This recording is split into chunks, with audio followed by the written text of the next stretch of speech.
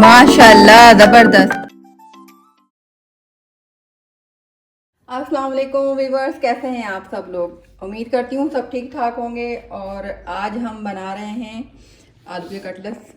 तो आलू के कटलेट बनाने के लिए पहले आपको आलू को अच्छी तरह बॉईल करना है। मतलब ऐसे नहीं मतलब आधा 15-10 मिनट के लिए नहीं, तकरीबन पौन घंटा उसको अच्छी तरह उबालना है और उसके बाद छिलके उतारने। तो आलू के कटलेट बहुत ईजी और बहुत जल्दी तकरीबन बन जाते हैं। अगर आलू उबले हुए हैं तो आप तकरीबन 5-10 मिनट के अंदर आप ये आलू के कटलेट तैयार कर देते हैं। तो अब मैं पहन रही हूँ ग्लव्स, क्योंकि थोड़ा मिर्ची उर्ची लगती हैं और हाथों में थोड़ा सा ना, तो ये हाइजीनिक भी हो जाता है। तो आप ग्लव्स पहनने ज़्यादा बेहतर है। अच्छा, ये जो आलू है ना, ये मैंने छिलके उतार लिए हैं और इसको आप चाहें तो ऐसे भी कर सकते हैं। जैसे ये देखें, ये सबसे अच्छा और आसान तरीका है। इसमें कोई चीज़ ज़रूरत भी नहीं पड़ती, आराम से। नहीं तो एक ये तरीका ये भी है, ये देखें। इससे करने से क्या होता है, ये देखें, इससे हर चीज़ आपकी बिल्कुल परफेक्ट, मतलब कोई गिटियाँ नहीं रहती। ये देखें, नज़र आ रहा है आपको। ये तकरीबन मैंने आलू ले लिए थे, आधा किलो आलू ले लिए थे और उसको मैंने उबाल के और उसको छील लिया था, इसके छिलके उतार लिए थे। उसके बाद फिर मैं उसको ये मिक्स कर रही हूँ या मैश कर रही हूँ या मसल रही हूँ, जो भी आप समझ लें। मतलब इसको यकजान कर रही हूँ ताकि सारा आलू की गिठली ना हो और ये सब एक इसमें हो जाए। ठीक है। अच्छा, इसके लिए हमने तकरीबन 1 प्याली प्याज ली, तकरीबन 2 बड़ी प्याज बारीक काट लें या नॉर्मल, ज़्यादा मोटी नहीं होनी चाहिए, नॉर्मल रख लीजिएगा जितना आप काट सकते हैं। इसमें वो नहीं है कि बहुत ही बारीक हो। तकरीबन 1 गट्ठी हरा धनिया और तकरीबन थोड़ा सा मैंने पुदीना रखा है, जो पुदीना डालने के बाद काला पड़ जाता है, थोड़ा सा डलता है। अच्छा, ये हमारी हरी मिर्चें हैं। बच्चे बहुत स्पाइसी और चटपटा खाते हैं, उनके लिए तो फिर चटपटी चीज़ें होनी चाहिए ना। तो फिर 6 मैंने मिर्चें ले ली, हरी मिर्चें 6 ले ली और बारीक बारीक काटी है। ये कुटी हुई मिर्चें हैं, तकरीबन ½ टेबल स्पून। ये है हमारा नमक हद पे जायका, और 1 लीमू बड़ा वाला लेके इसका जूस निकाल लें। और इसके बाद फिर अब ये जैसे कंप्लीट होता है हमारा मैशिंग प्रोसेस, तो फिर इसके बाद हम इसमें क्या करते हैं, ये देखें, ये हमारा हो गया कंप्लीट। ठीक है। अब हम इसके अंदर डालेंगे प्याज। बिस्मिल्लाहिर्रहमानिर्रहीम। ये हमारी प्याज चली गई पूरी, और ये हमारा हरा धनिया पुदीना चला गया। हरा धनिया ज़्यादा डलता है और बहुत फ़ायदेमंद होता है हरा धनिया सेहत के लिए, तो आप लोग ज़्यादा इस्तेमाल किया करें हरा धनिया।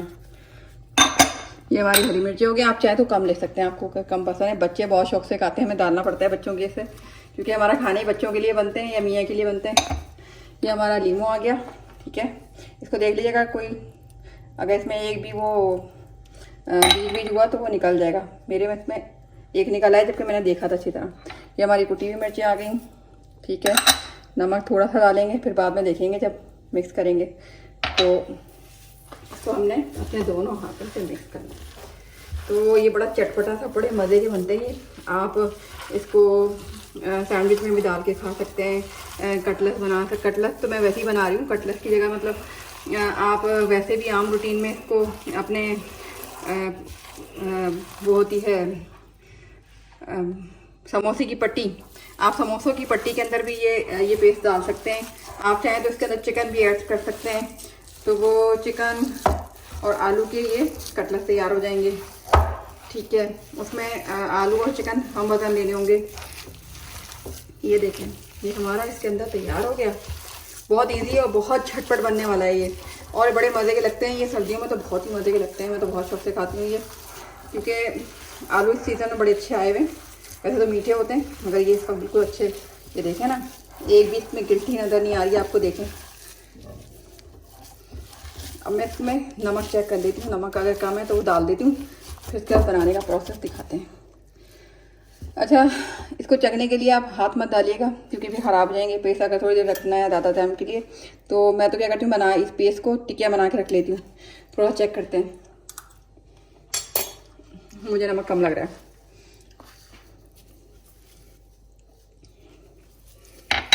नमक डाल दिया, और लेमन और हरा धनिया, पुदीना, हरी मिर्च, कितनी प्यारी मतलब टेस्ट आ रहा है, इतनी प्यारा ज़बरदस्त सा फ्लेवर फील हो रहा है। आप ये बना के बहुत सारा रख लें, 30 कर दें, टिक्कियाँ बना के रख लें, तो ये आपके आराम से चलती हैं। ये देखें, अब मैं फिर नमक चेक करती हूँ, ये ना हो ये फिर ज़्यादा तो नहीं होगा, क्योंकि मैं हमेशा कम नमक डालती हूँ। आप लोग कोशिश किया करें नमक कम डालना चाहिए वैसे भी सेहत के लिए, और कम से स्टार्ट करें। जब हम ज़्यादा डालते हैं तो क्या होता है कि फिर कम नहीं हो सकता, कम जो है ना वो थोड़ा सा बढ़ सकता है, मगर जो ज़्यादा है वो नहीं हो सकता। अच्छा एक बात शेयर करनी थी मुझे आप लोगों से। अच्छा जो हम अंडा खाते हैं, अंडे जो भी बच्चे खाते हैं प्लेट्स में, जो भी हाफ फ्राई है जो भी, तो क्या होता है, या फिर हमारी मछली फ्राई करके प्लेटों में, तो वो जब बर्तन धुल रहे होते हैं तो हमारे ग्लासों में, हमारे कपों में और चमचों में बड़ी स्मेल सी आ जाती है। तो आप लोग कोशिश किया करें जब भी आप अंडे की प्लेट या जो भी हो वो अलग धोएं, उसको अलग धोएं, और जो कप अप है वो अलग धोएं। अगर आप उनको साथ धोएंगे तो क्या होगा, आप तो ये कहते हैं नहीं हमने तो उनको धोया था तो सब में साबुन से, तो ये बदबू कैसे आ गई, बदबू आती है।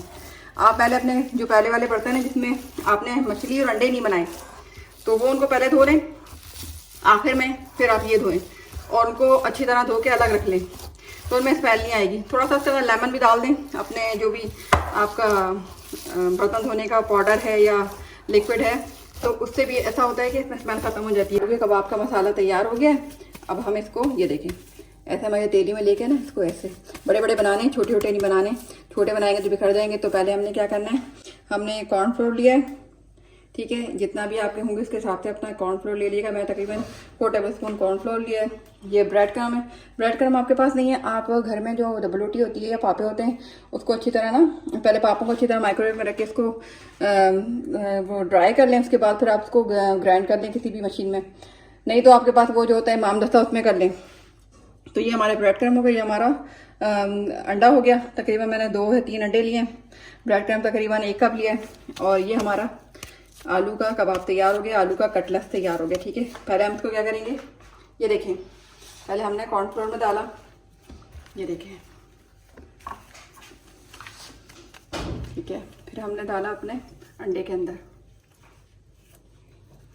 ठीक है, फिर हमने डाला इसको अपने ब्रेड क्रम्ब के अंदर, ठीक है। आप चाहें तो उसको और कितनी दफ़ा भी, तकरीबन 2 दफ़ा 3 दफ़ा कर सकते हैं, मगर मैं बस 1 दफ़ा ही करती हूँ, ठीक है। ये हमारा एक तैयार हो गया, ये रख दिया। अब दूसरा देंगे इस तरह ही। ये बड़े बड़े अच्छे लगते हैं क्योंकि छोटे होते हैं ना तो मज़ा नहीं आता। ये देखिए, ये देखिए हमारा तैयार हो गया। ये हमने डाला कॉर्नफ्लोर में, अच्छी तरह उसको इसके अंदर मिक्स करना है कि अच्छी तरह इसके अंदर कोट हो जाए, ठीक है। लोग मैदा लगाते हैं, चावल का आटा लगाते हैं, मगर मुझे कॉर्नफ्लोर पसंद है, मैं कॉर्नफ्लोर ही करती हूँ। इसमें थोड़ा सा क्रिस्पीपन आ जाता है, थोड़ा क्रंची क्रंची सा हो जाता है, क्रंची क्रंची, ठीक है। ये हमने अंडे से निकाला, ये हमने डाला इसके अंदर, ठीक है। ये देखें,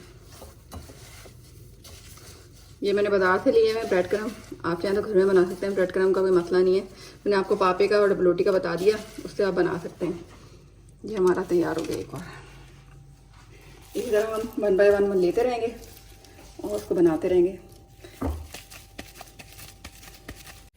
ये मैंने आपके सामने अपना पेस्ट कबाब का, आलू के कबाब का पेस्ट तैयार किया था।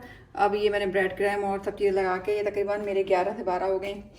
ये आप इतने बड़े बड़े लेने, छोटे नहीं लेने। ये देखिए, अब मैं इसको डाल रही हूँ अपने, ऑयल थोड़ा सा ले लें, हम इनको फ्राई करते हैं।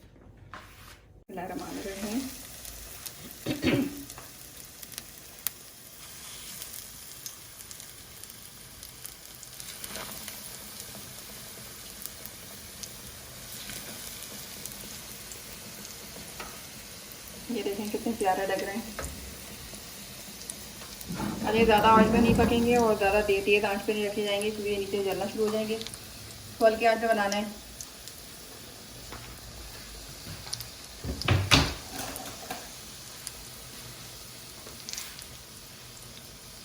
ये देखिए,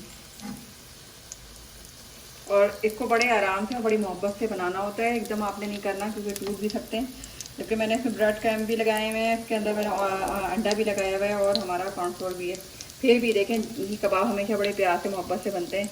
इनको थोड़े से भी जज्बात में आप ऊपर नीचे करेंगे तो फिर ये नाराज़ हो जाएंगे। फिर नाराज़ होने के बाद आपको पता है ये बिखर जाते हैं, कहते हैं मैं बिखर गया, मैं टूट गया, तो फिर मज़ा भी नहीं आता। ये देखिए, इसको हम रखते हैं।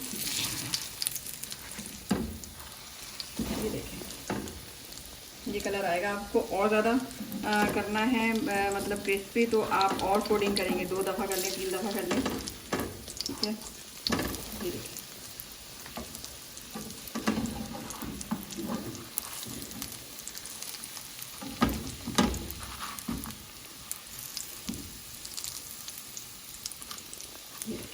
क्या क्रंची क्रंची बने, ऊपर से देखें, आवाज़ आ रही होगी। ये इसकी इतनी क्रिस्पीनेस है कि आपको फील हो रही होगी इसकी। ये देखें,